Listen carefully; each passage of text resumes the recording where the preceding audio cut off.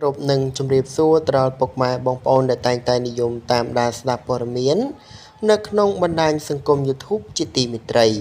នៅក្នុងវេលាគណនីដែរខ្ញុំបានលើកយកនៅអត្ថបទព័ត៌មានថ្មីមួយទៀតហើយដែលមានចំណងជើងថាភ្លៀងខ្យល់ខ្លាំងជាង2ម៉ោងម្សិលមិញបក់រោងការមួយកន្លែងនៅកំពង់ស្ពឺរលំ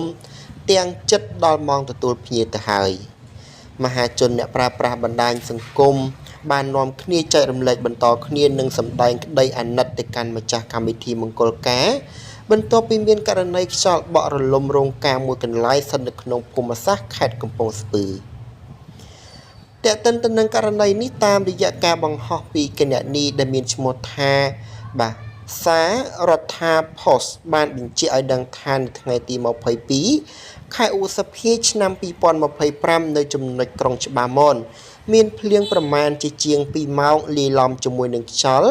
បណ្ដាលឲ្យរលំរោងការមួយកន្លែងដែលស្ថិតនៅជិតវិទ្យាល័យសុខាផលី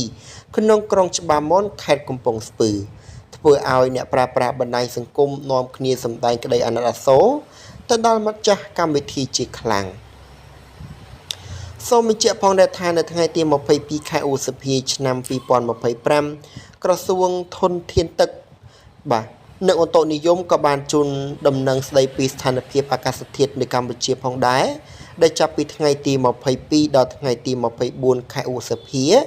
តំបន់ខ្ពង់រាបមានខ្យល់បក់មកពីទិសនិរតីនិងអាគ្នេយ៍មានល្បឿនមធ្យម3ម៉ែត្រក្នុង1វិនាទី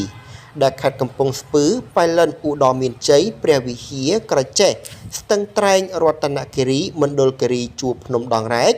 និងតំបន់ជួរភ្នំក្រវាញអាចមានភ្លៀងធ្លាក់ជាមួយផ្គររន្ទះនិងខ្យល់កន្ត្រាក់គ្របដណ្ដប់លើផ្ទៃដី 30% សម្រាប់អត្ថបទព័ត៌មានដែលតាក់ទងទៅនឹងអត្ថបទ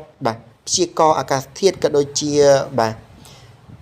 អត្ថន័យទាំងស្រុងខាងលើនេះក៏មានតែប៉ុណ្ណឹងបាទសូមអរគុណនិងសូមគោរពលា